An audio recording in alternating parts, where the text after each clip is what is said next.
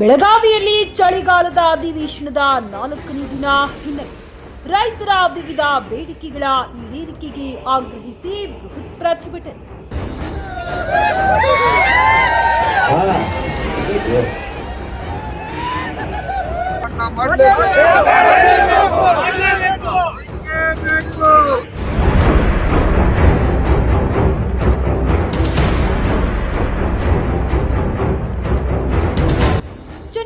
ಪೂಜಾರಿ ಶಶಿಕಾಂತ್ ಗುರುಜಿ ನೇತೃತ್ವದಲ್ಲಿ ಹೋರಾಟ.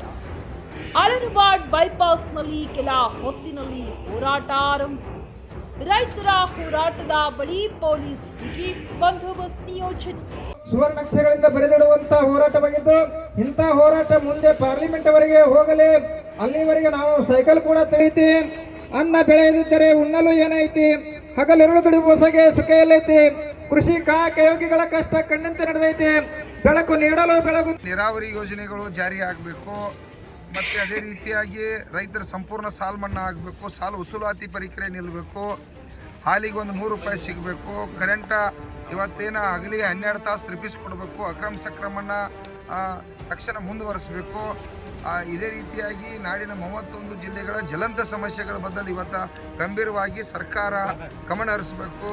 ತಾವ ಸರ್ಕಾರದ ಜವಾಬ್ದಾರಿ ಐತಿ. ಯಾಕಂದ್ರೆ ಈ ಚಳಿಗಾಲ ಅಧಿವೇಶನ ಇದು ರೈತರ ಅಧಿವೇಶನ ಆಗಬೇಕು.